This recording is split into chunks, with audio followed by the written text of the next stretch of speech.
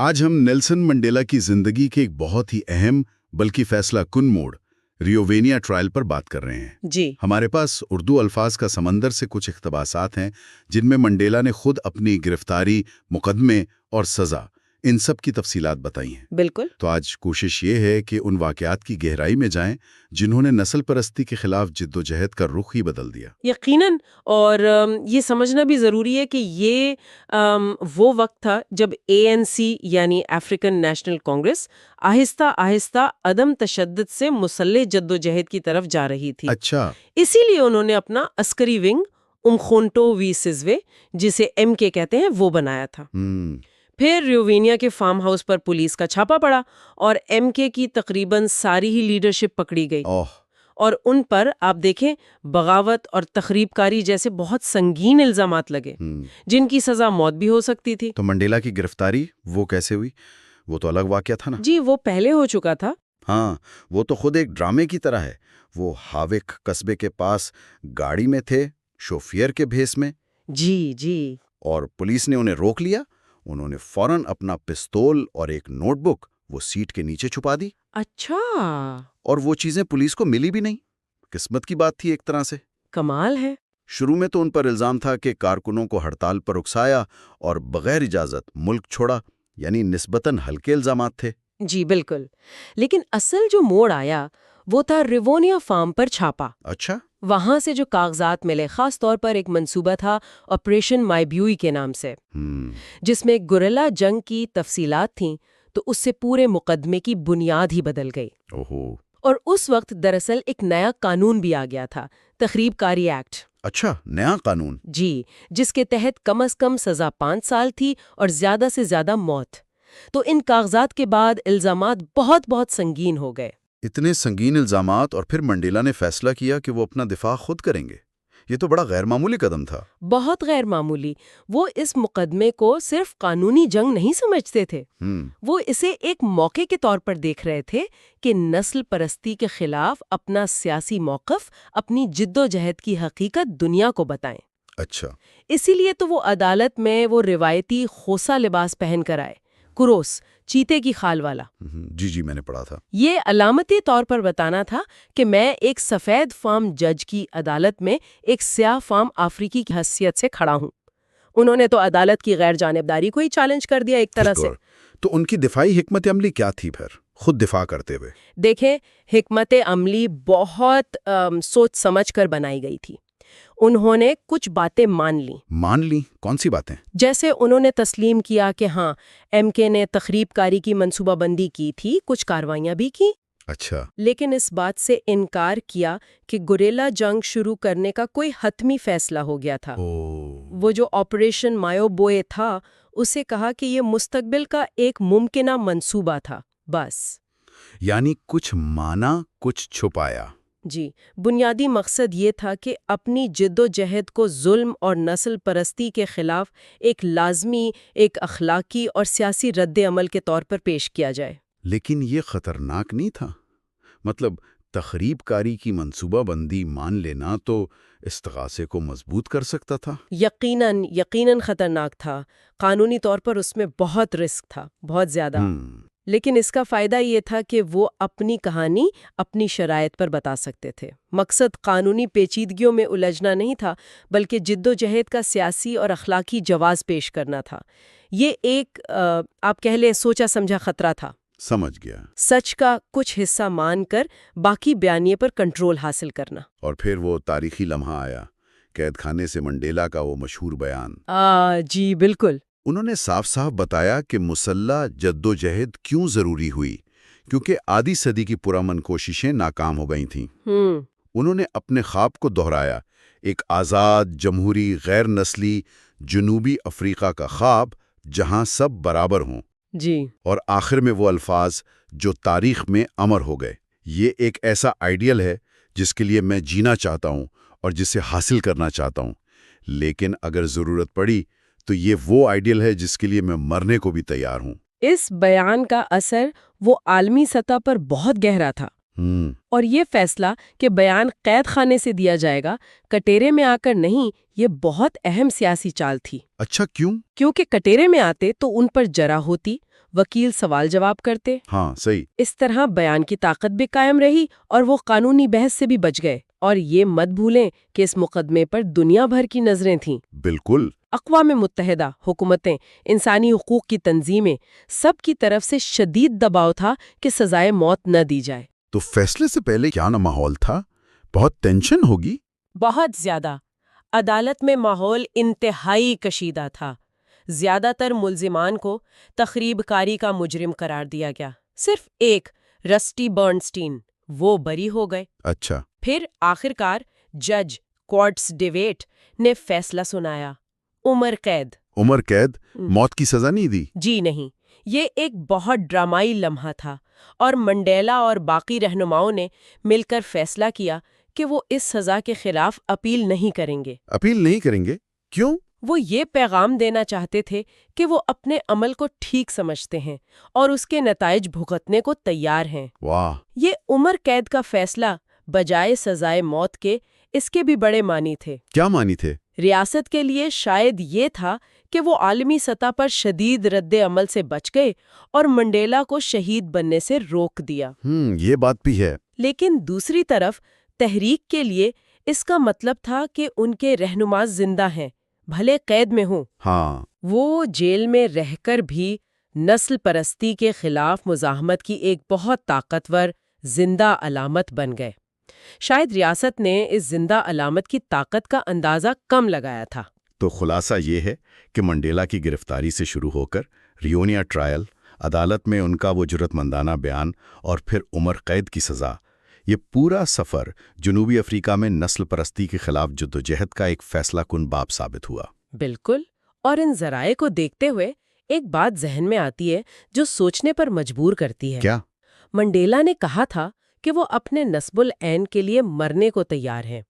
سوچیں، اگر عدالت انہیں سزائے موت دے دیتی تو کیا جدوجہد کا راستہ بالکل مختلف ہوتا؟ یا خود منڈیلا کی جو میراث آج ہے وہ کس شکل میں ہوتی؟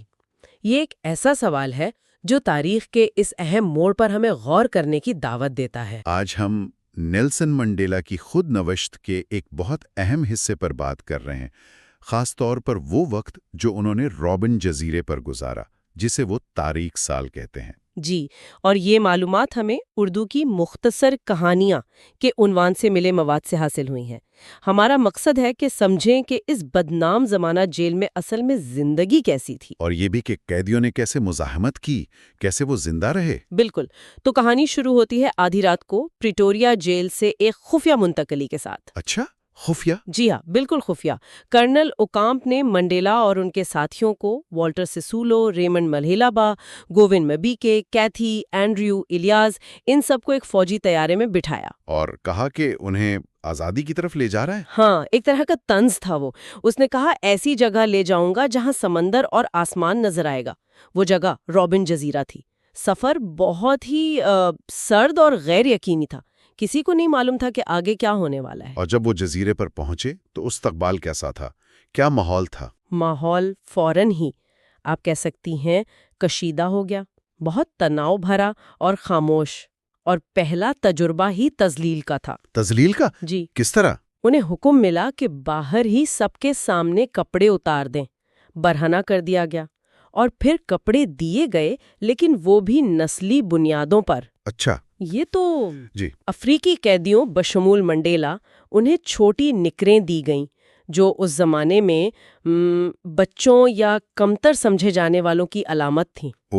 جبکہ کیتھی کیتھراڈا جو بھارتی تھے، انہیں لمبی پتلون ملی۔ تو منڈیلا نے اس پر احتجاج کیا ہوگا یقیناً۔ فوراً منڈیلا نے اس امتیازی سلوک پر آواز اٹھائی۔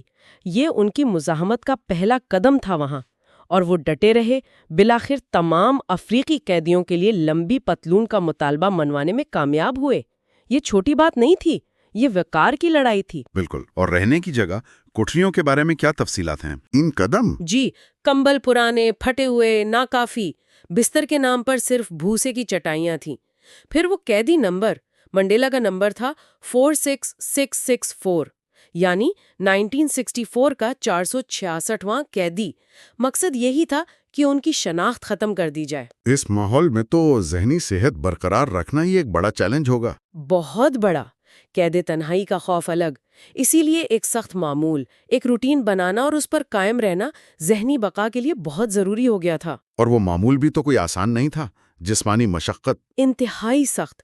صبح 5:30 بجے اٹھنا، پھر وہ باولی یعنی لوہے کی بالٹی جو ٹوائلٹ کے طور پر استعمال ہوتی تھی اسے صاف کرنا، ناشتے میں مکئی کا دلیا وہ بھی ناقص سا، پھر انسپیکشن، اور پھر کام، جی سخت جسمانی مشقت، پہلے صحن میں پتھر توڑنے کا کام، اور پھر 13 سال تک چونے کی کان میں کام۔ 13 سال اس کان کی چمک آنکھوں کے لیے تباہ کن تھی، بہت تکلیف دہ۔ سورج کی روشنی چونے سے ٹکرا کر اتنا چمکتی تھی کہ آنکھیں چھندھیا جاتی تھیں۔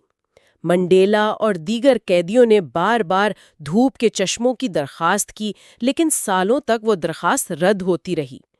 یہ صرف جسمانی مشقت نہیں تھی، یہ اعصاب کو توڑنے کی کوشش تھی۔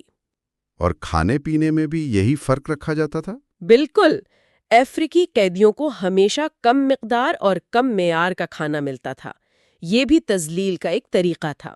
تو اس کے خلاف بھی احتجاج ہوئے ہوں گے؟ جی ہاں، بھوک ہڑتالیں ایک اہم ہتھیار تھیں، خاص طور پر 1966 کی ہڑتال۔ وہ دلچسپ اس لیے تھی کہ اس میں وارڈنز نے بھی اپنی شرائط منوانے کے لیے کھانے کا بائیکاٹ کر دیا تھا۔ اچھا، وارڈنز نے بھی؟ جی، اور مزاحمت کی ایک اور شکل تھی گو سلو ہڑتال، یعنی جان بوجھ کر کام کی رفتار آہستہ کر دینا۔ براہ راست انکار نہیں، لیکن پیداواریت کم کر کے اپنا احتجاج ریکارڈ کروانا۔ یہ تو ہو گئی مزاحمت۔ وارڈنز کے ساتھ تعلقات کیسے تھے؟ کیا سبھی ایک جیسے ظالم تھے؟ نہیں، ملے جلے تھے، کچھ تو انتہائی ظالم تھے، جیسے ایک کا نام تھا وین رنسبمڈ، قیدی اسے سوٹ کیس کہتے تھے۔ Suit case? جی، شاید اس کے رویے کی وجہ سے، لیکن کچھ ہمدرد بھی تھے، اور قیدیوں نے ایک بڑی دلچسپ حکمت عملی اپنائی ہوئی تھی۔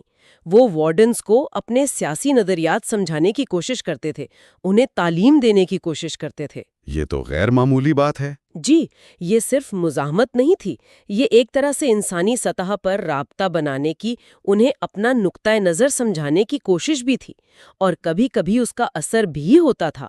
جیسے ہیلن سوزمین کا دورہ ہوا تو اس کے بعد وین رنسبرگ کا تبادلہ ہو گیا۔ بیرونی دنیا سے رابطے کا کیا ذریعہ تھا؟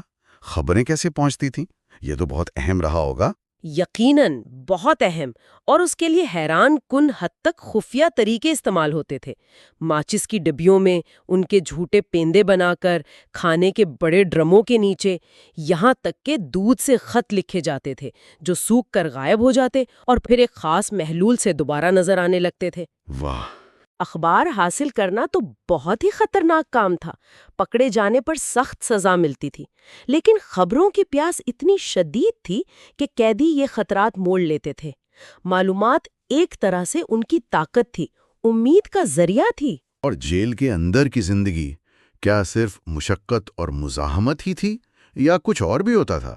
نہیں، قیدی آپس میں بہت بحث مباحثہ کرتے تھے، سیاست پر، ثقافت پر، تاریخ پر، یہاں تک کہ اس بات پر بھی بحث ہوتی تھی کہ افریقہ میں ٹائیگرز ہوتے ہیں یا نہیں۔ اچھا؟ جی، یہ بحثیں صرف وقت گزاری نہیں تھیں، یہ ذہنی طور پر خود کو زندہ رکھنے کا، اپنی فکر کو آزاد رکھنے کا طریقہ تھا۔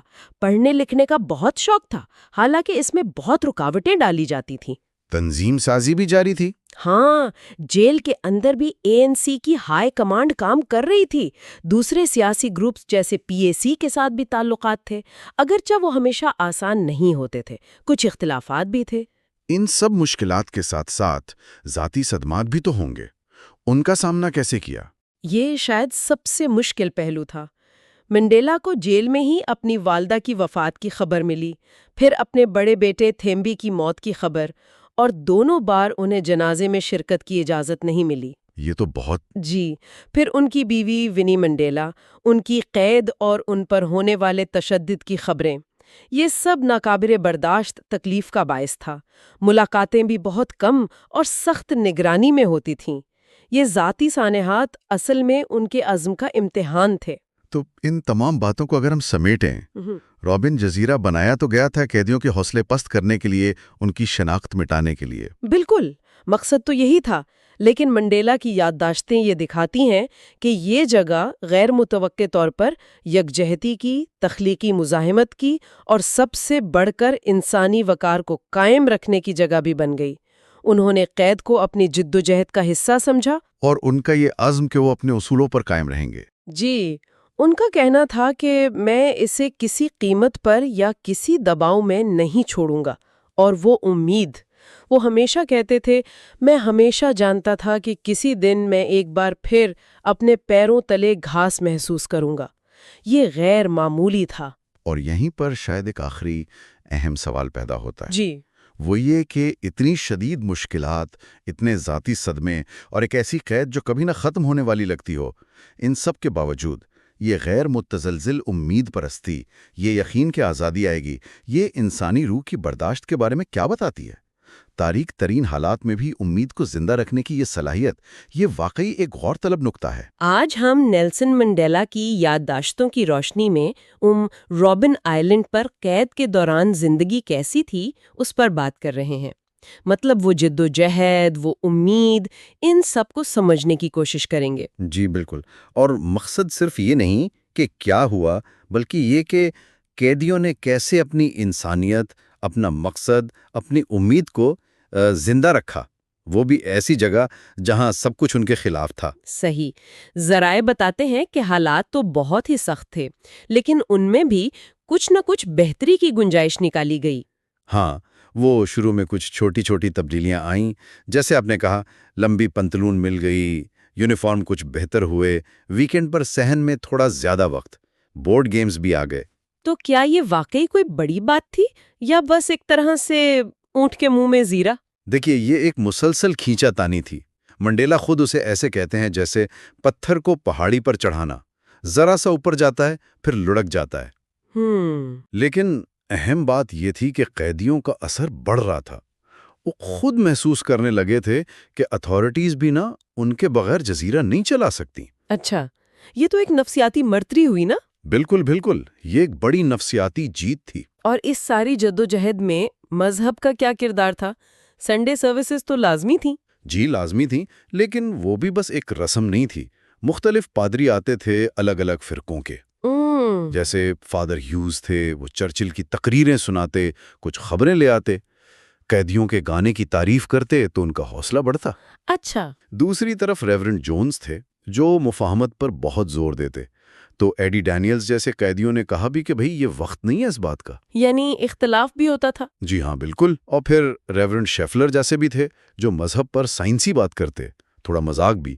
وہ انگا بلنگو والا تبصرہ بڑا مشہور ہوا، وہ قیدیوں سے ہمدردی رکھتے تھے۔ تو مذہب بھی ایک طرح سے جڑے رہنے اور مزاحمت کا ذریعہ بنا۔ اچھا، اور تفریح کا کیا تھا؟ کرسمس پر تھوڑی رعایت، کانسرٹ، شطرنج، ڈرافٹس۔ جی، یہ چھوٹی چیزیں بہت اہم تھیں۔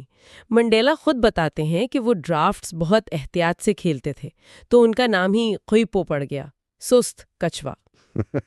یہ صرف وقت گزاری نہیں تھی، یہ آپس میں جڑنے کا، ایک نارمل زندگی کی جھلک پانے کا، اپنی ثقافت زندہ رکھنے کا طریقہ تھا۔ اور وہ ڈرامہ سوسائٹی کا ذکر بھی ہے، اینٹیگنی۔ ہاں، وہ بہت اہم تھا۔ منڈیلا نے اس میں کریون کا کردار کیا تھا، لیکن ان کے لیے اصل ہیروئن اینٹیگنی تھی، جو ایک غیر منصفانہ قانون کے خلاف کھڑی ہوتی ہے۔ تو یہ ایک طرح سے سیاسی بیان تھا آرٹ کے ذریعے۔ بالکل، اپنی جدوجہد کی علامت سمجھتے تھے وہ اسے۔ اور وارڈنز اور اتھارٹیز کے ساتھ کیسے تعلقات تھے؟ کیا وہاں کوئی نرمی آئی وقت کے ساتھ؟ یہ بھی بڑا ملا جلا معاملہ تھا۔ کچھ وارڈن سے بات چیت ہو جاتی تھی، انہیں ANC کے بارے میں بتانے کی کوشش کرتے تھے۔ وہیں باس یعنی خفیہ ایجنسی کا ایک ایجنٹ بھی تھا وارڈر کے روپ میں، جس نے جعلی فرار کا منصوبہ بنا کر پھنسانے کی کوشش کی۔ اور 2 کمانڈنگ آفیسر بالکل مختلف تھے۔ کرنل بارڈن ہورسٹ بہت سخت گیر، مراد چھین لیں، تذلیل کی، لیکن جاتے جاتے عجیب سی بات کہہ گیا کہ میں تم لوگوں کے لیے نیک خواہشات رکھتا ہوں۔ حیرت کی بات ہے۔ جی، اور پھر کرنل ولیم سے آئے جو زیادہ سمجھدار لگے۔ انہوں نے تو نظم و ضبط کے لیے قیدیوں سے مدد بھی مانگی، میٹنگ کی اجازت بھی دی۔ یہ تو واقعی بڑی تبدیلی تھی۔ اچھا، رابن آئلینڈ کو ایک یونیورسٹی بھی کہا جاتا ہے، یہ کیا صرف کہنے کی بات تھی؟ نہیں، یہ واقعی ایک یونیورسٹی تھی، اپنے طریقے کی۔ قیدی ایک دوسرے کو پڑھاتے تھے. والٹر سیسولو باقاعدہ ANC کی تاریخ پر لیکچر دیتے تھے. سلیبس اے کہتے تھے اسے. اچھا، باقاعدہ نصاب تھا. جی، ایک طرح سے داخلی تعلیمی نظام تھا. مارکسزم، ہندوستانی جدوجہد، کیا کچھ نہیں پڑھا جاتا تھا. بحث ہوتی تھی. منڈیلا خود قانون دان تھے تو دوسرے قیدیوں کی اپیلیں تیار کرتے تھے. علم کو ایک ہتھیار کے طور پر استعمال کیا جا رہا تھا. بالکل، علم طاقت تھی اور وہ اسے بانٹ رہے تھے. اور ذاتی محاذ پر کیا چل رہا تھا؟ خاندان سے دوری، ونی منڈیلا کی اپنی جدوجہد. وہ شاید سب سے تکلیف دہ پہلو تھا. ونی منڈیلا پر جو گزر رہی تھی، ہراسانی، قید، اس کی خبریں بہت دکھ دیتی تھیں. جی. بیٹی زنزی سے 12 سال بعد ملے تو وہ بڑا جذباتی لمحہ تھا. بریم فشر جو ساتھی قیدی تھے، ان کی موت کا بہت غم تھا. اور وہ ایک جھڑپ کا بھی ذکر ہے لیفٹیننٹ پرنس کے ساتھ. ہاں، جب اس نے ونی کے بارے میں توہین آمیز بات کی، منڈیلا کو شدید غصہ آیا. اس پر مقدمہ بھی بنا جو بعد میں واپس ہو گیا. یہ دکھاتا ہے کہ ذاتی عزت کتنی اہم تھی. اور وہ فوٹو البم جس سے تصویریں غائب ہو جاتی تھیں، وہ خاندان سے بس ایک وہی بصری رابطہ تھا. اسی دوران وہ یادداشتیں لکھنے کا کام بھی شروع ہوا جو خود ایک بڑا خطرہ تھا. جی، 60ویں سالگرہ پر کتاب کا خیال تھا. راتوں کو چھپ چھپ کر لکھنا، ساتھیوں سے چیک کروانا. پھر لالو چیبا نے اسے بالکل باریک لکھائی میں نقل کیا. میک مہاراج کا منصوبہ تھا اسے باہر لے جانے کا. بہت خطرناک کام تھا. انتہائی. اور جب وہ مسودہ پکڑا گیا نا، صحن میں دفن کیا ہوا تھا، تعمیرات کے دوران مل گیا تو سزا ملی. 4 سال پڑھائی بند. 4 سال؟ جی. یہ علم پر، لکھنے کی آزادی پر حملہ تھا. پھر 1976 میں سویٹو کی بغاوت ہوئی. نوجوان قیدیوں کی ایک نئی کھیپ آئی. ان کا رویہ کیسا تھا پرانے لیڈروں کے ساتھ؟ وہ زیادہ پرجوش تھے، بلیک کانشسنس موومنٹ سے متاثر. وہ روینیا والے قیدیوں کو یعنی منڈیلا اور ان کے ساتھیوں کو تھوڑا اعتدال پسند سمجھتے تھے. اچھا، نسل کا فرق؟ نسل کا بھی، حکمت عملی کا بھی. ان کا انداز زیادہ جارحانہ تھا. منڈیلا نے کوشش کی کہ انہیں سنیں، سمجھیں، اتحاد قائم رہے. وہ ہیلز اینجلز والی ڈاکیومنٹری پر جو بحث ہوئی، وہ بھی اسی طرف اشارہ کرتی ہے کہ کیا لمبی قید نے ان کے جذبے کو کچھ کم کر دیا تھا. دلچسپ نکتہ ہے. اور پھر آخری سالوں میں کچھ اور تبدیلیاں آئیں؟ جبری مشقت ختم ہوئی، خانے میں برابری؟ جی، 1977 میں جبری مشقت ختم ہوئی. منڈیلا نے باغبانی شروع کی، ٹینس کھیلنے لگے. 1979 میں کھانے میں نسل کی بنیاد پر جو فرق تھا وہ ختم ہوا. 1980 میں سینسر شدہ اخبار ملنے لگے. اور باہر منڈیلا کو رہا کرو مہم بھی زور پکڑ رہی تھی. جی بالکل. اندر حالات کچھ بہتر ہوئے، باہر دباؤ بڑھا. اور پھر اچانک مارچ 1982 میں منڈیلا، سیسلو، محلابا اور ملنگینی کو پولسمور جیل منتقل کر دیا گیا. رابن آئلینڈ کا باپ ختم ہوا. تو یہ سال، یہ صرف قید کاٹنا نہیں تھا، یہ تو متصل جدوجہد، سیکھنے اور کسی نہ کسی طرح زندگی کو بامقصد بنانے کی ایک لمبی کہانی ہے. بالکل. ہر چھوٹی رعایت، ہر بحث، ہر ذاتی لمحہ، سب اسی کوشش کا حصہ تھا کہ قید آپ کی روح کو نہ مار دے. یہ تجربات بتاتے ہیں کہ امید صرف کوئی خیال نہیں، یہ ایک عمل ہے. اور شاید ایک سوال جو ہم چھوڑ سکتے ہیں سوچنے کے لیے کہ اتنی لمبی قید، دنیا سے اتنا کٹاؤ، یہ انسان کے نظریات کو، دنیا دیکھنے کے انداز کو کیسے بدل دیتا ہے، جیسا وہ نوجوان قیدیوں کی آمد سے ظاہر ہوا. جی، یہ ایک اہم سوال ہے. آج ہم نیلسن منڈیلا کی زندگی کے ایک بہت ہی خاص دور کو سمجھنے کی کوشش کر رہے ہیں. یہ وہ وقت تھا جب وہ روبن آئلینڈ سے پولسمور جیل منتقل ہوئے اور پھر کیسے وہ خفیہ مذاکرات کی راہ ہموار ہوئی. اور یہ ساری بات چیت ان کی اپنی آپ بیتی لانگ واک ٹو فریڈم کے تجربات پر مبنی ہے. جی ہاں، اور یہ جو منتقلی تھی نا، یہ صرف آپ دیکھیں جگہ بدلنا نہیں تھا. اصل میں یہ قید کے اندر ہی ایک بالکل نئی حقیقت تھی. حالات کچھ بہتر ضرور ہوئے، لیکن ساتھ ہی تنہائی بہت گہری ہو گئی. اور یہی تنہائی آگے چل کر جنوبی افریقہ کی تقدیر بدلنے والے مذاکرات کا یوں سمجھیں نقطہ آغاز بنی. تو آئیے ذرا اس سفر کو کھولتے ہیں. یہ بات بڑی دلچسپ ہے کہ پولسمور جیل جو بظاہر تو کافی جدید تھی، اس کا دل تو پرانا ہی تھا.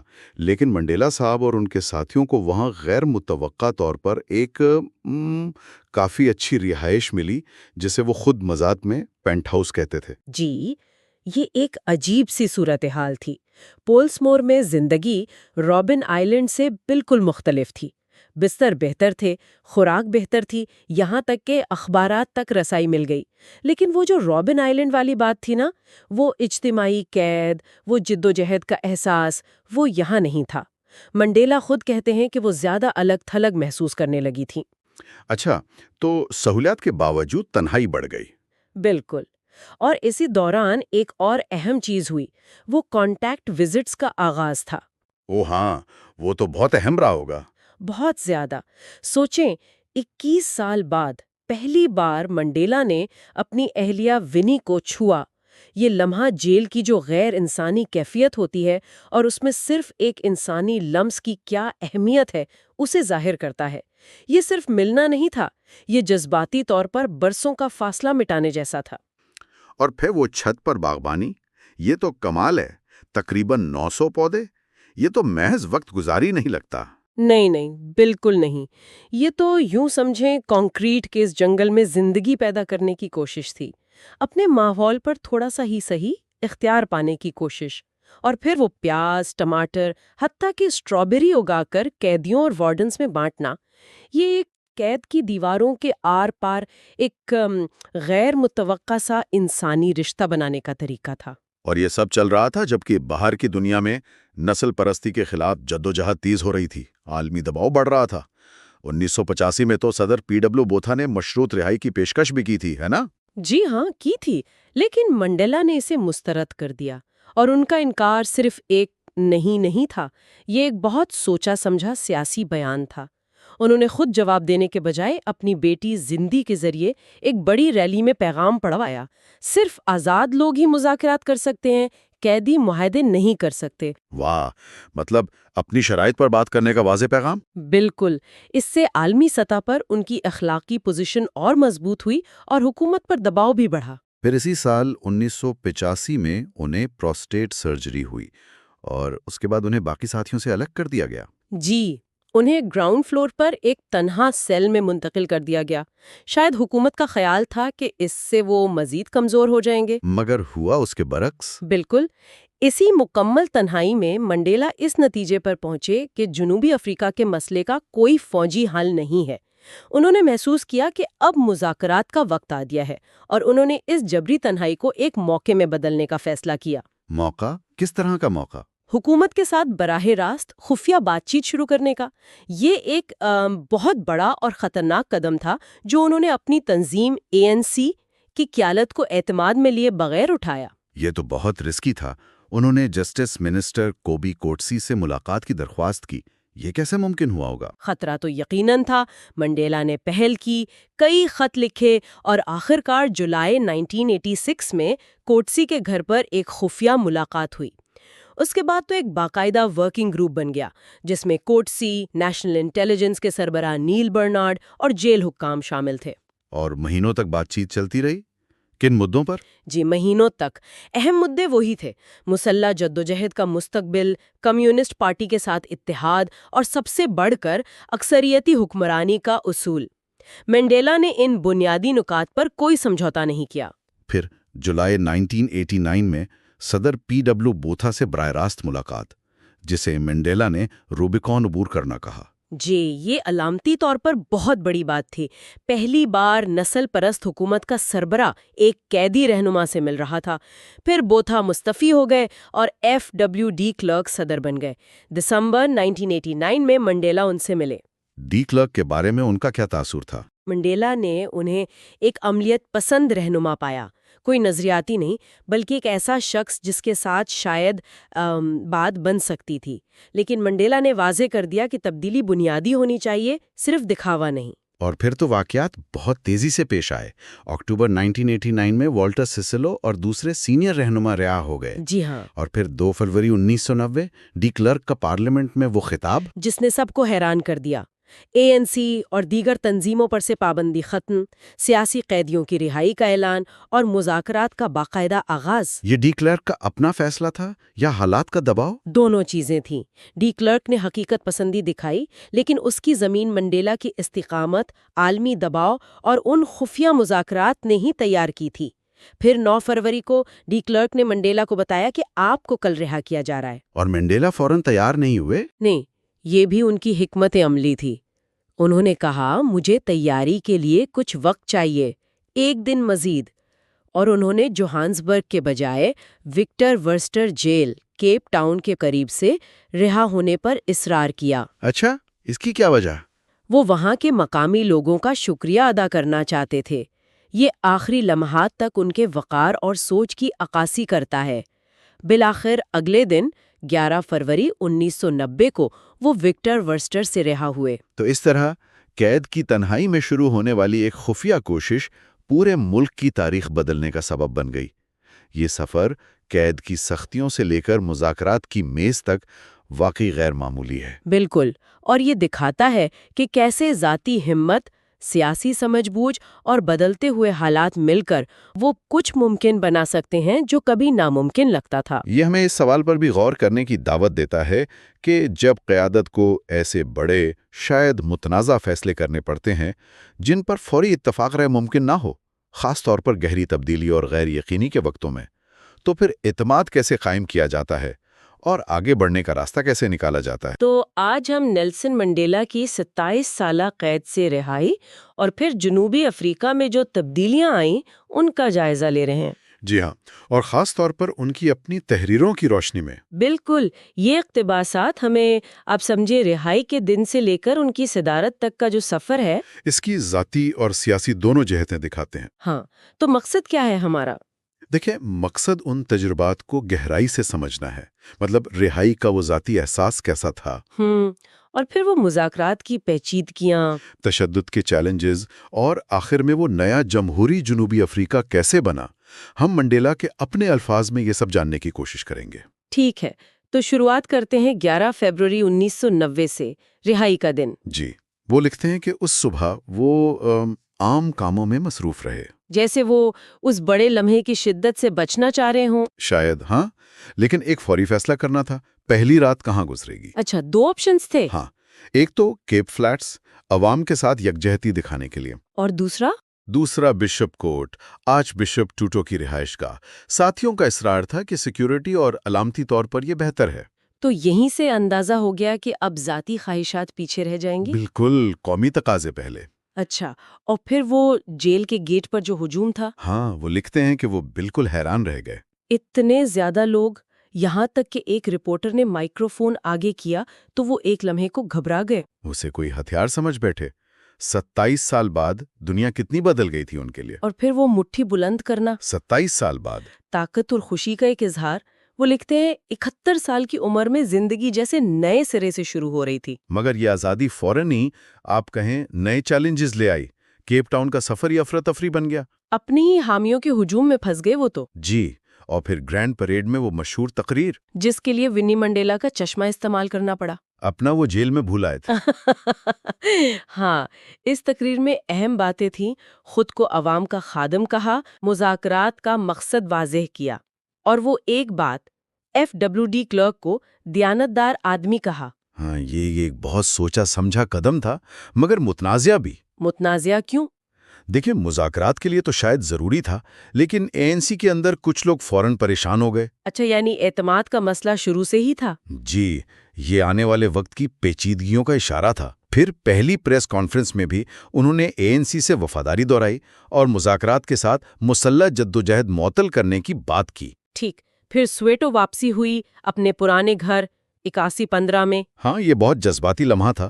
وہ لکھتے ہیں کہ یہ گھر جیل کے آرام دہ کاٹیج سے چھوٹا ضرور تھا، مگر آزادی کا احساس کسی محل سے کم نہیں تھا۔ بالکل، اور وہیں انہیں شدت سے یہ احساس ہوا کہ قوم کا باپ بننے کے لیے خاندان کے باپ کی قربانی دینی پڑ رہی ہے۔ ذاتی کشمکش اور اسی کے ساتھ ساتھ سیاسی منظرنامہ بھی تو گرم ہو رہا تھا۔ بہت زیادہ۔ ملک بھر میں تشدد بڑھ رہا تھا۔ نیتال، سیبوکنگ، بوئی پٹونگ قتل عام ہو رہے تھے، اور الزامات لگ رہے تھے کہ ریاست کے اندر ہی کوئی تیسری قوت ہے۔ جی، یعنی خفیہ ناصر جو مذاکرات کو ناکام بنانا چاہتے تھے۔ چیف بوتھیلیزی اور انکاتھا کے ساتھ بھی تعلقات بہت کشیدہ تھے۔ ان حالات میں حکومت سے مذاکرات کیسے چل رہے تھے؟ ابتدائی کچھ ملاقاتیں ہوئیں، جیسے گروٹشومنٹ، پریٹوریا منٹ، پھر کوڈیسا کا آغاز ہوا۔ Convention for a democratic South Africa. جی، کثیر الجماعت مذاکرات ایک نئے آئین کے لیے. لیکن کوڈیسا 1 میں تو منڈیلا اور ڈی کلرک کے درمیان کافی سخت جملوں کا تبادلہ ہوا تھا. ہاں، عوامی سطح پر اس سے ظاہر ہوا کہ دونوں رہنماؤں میں گہرا عدم اعتماد ہے. کئی بار لگا کہ شاید یہ سب ناکام ہو جائے گا. اسی دوران 1992 میں سفید فاموں کا ریفرنڈم بھی ہوا. جی، جس میں ڈی کلرک کی اصلاحات کو حمایت ملی. یہ مذاکرات کے لیے اہم تھا، مگر ذاتی سطح پر منڈیلا کے لیے مشکل وقت تھا. انہوں نے ونی سے علیحدگی کا اعلان کیا. تو اہم پیش رفت کب ہوئی؟ ایک اہم موڑ تھا مفاہمت کی یادداشت، یعنی ریکارڈ آف انڈرسٹینڈنگ پر دستخط. اس نے انتخابات اور قومی اتحاد کی حکومت کی راہ ہموار کی. اس میں جو سویلو کی سنسیٹ کلوز والی تجویز اہم تھی. بہت اہم. یہ ایک سمجھوتا تھا کہ انتخابات کے بعد کچھ عرصے کے لیے اقتدار میں شراکت داری ہوگی. اس سے سفید فام اقلیت کے خدشات کم ہوئے. 1993 تو بہت ہی مشکل سال رہا. کرس ہانی کا قتل ہو گیا. جی، وہ ایک بہت مقبول رہنما تھے. ملک خانہ جنگی کے دہانے پر آ گیا تھا. منڈیلا نے ٹی وی پر قوم سے اپیل کی تھی امن کے لیے. ہاں، اس سے حالات سنبھلنے میں مدد ملی. پھر ان کے قریبی دوست اور ساتھی اولیور ٹیمبو، ان کا بھی انتقال ہو گیا. ان صدموں کے باوجود انتخابات کی تاریخ طے ہو گئی. جی، 27 اپریل 1994. اور اسی سال منڈیلا اور ڈی کلرک کو مشترکہ نوبل امن انعام بھی ملا. منڈیلا نے اسے جنوبی افریقہ کے تمام عوام کی جدوجہد کا اعتراف قرار دیا. ٹھیک کہا. انتخابی مہم شروع ہوئی. RDP یعنی تعمیر نو اور ترقیاتی پروگرام کا نعرہ تھا، سب کے لیے بہتر زندگی. لیکن منڈیلا نے عوام سے حقیقت پسند رہنے کو بھی کہا. بالکل. اور آخری لمحات میں انکاتھا نے بھی انتخابات میں شمولیت کا فیصلہ کر لیا. انتخابات کا دن کیسا تھا؟ تاریخی. منڈیلا نے اناندا میں ووٹ ڈالا. ANC کے پہلے صدر جان ڈوبے کی قبر کے قریب. پورے ملک میں ایک جشن کا سما تھا. نتائج آئے ANC کی واضح فتح. اور اپنی فتح کی تقریر میں منڈیلا نے مارٹن لوتھر کنگ جونیئر کے الفاظ دہرائے: آخرکار آزاد، آخرکار آزاد. پھر 10 مئی 1994 حلف برداری کی تقریب پریٹوریا کے یونین بلڈنگز میں. وہ ایک زبردست منظر تھا. مفاہمت کا پیغام دینے کے لیے 2 قومی ترانے بجائے گئے. نیا انکوسی سکلیلے اے افریقہ اور پرانا ڈی سٹیم. تاریخ کا اعتراف. اچھا، اپنی تحریروں کے آخر میں وہ آزادی کے معنی پر بھی غور کرتے ہیں؟ جی، وہ لکھتے ہیں کہ آزادی کا مطلب صرف اپنی زنجیریں اتارنا نہیں ہے، بلکہ اس طرح جینا ہے کہ دوسروں کی آزادی کا احترام کیا جائے اور اسے بڑھایا جائے. یہ ایک مسلسل عمل ہے. وہ یہ بھی کہتے ہیں کہ ظالم اور مظلوم دونوں کو آزاد کرنے کی ضرورت ہے. بالکل. ان کے مطابق ظالم جو ہے وہ نفرت اور تعصب کی قید میں ہوتا ہے. تو صدر بننا بھی منزل نہیں تھی؟ نہیں، ان کے لیے یہ اس لمبے سفر آزادی پر محض ایک قدم تھا. اصل کام تو ابھی شروع ہونا تھا. منڈیلا کا یہ خیال کہ حقیقی آزادی ایک نہ ختم ہونے والا سفر ہے جو دوسروں کی آزادی کے احترام کا تقاضا کرتا ہے، یہ آج بھی بہت اہم ہے. یقیناً. یہ ہمیں سوچنے پر مجبور کرتا ہے کہ کیا آج کے معاشرے جو اتنے تقسیم ہیں وہ اس سبق پر کچھ عمل کر رہے ہیں؟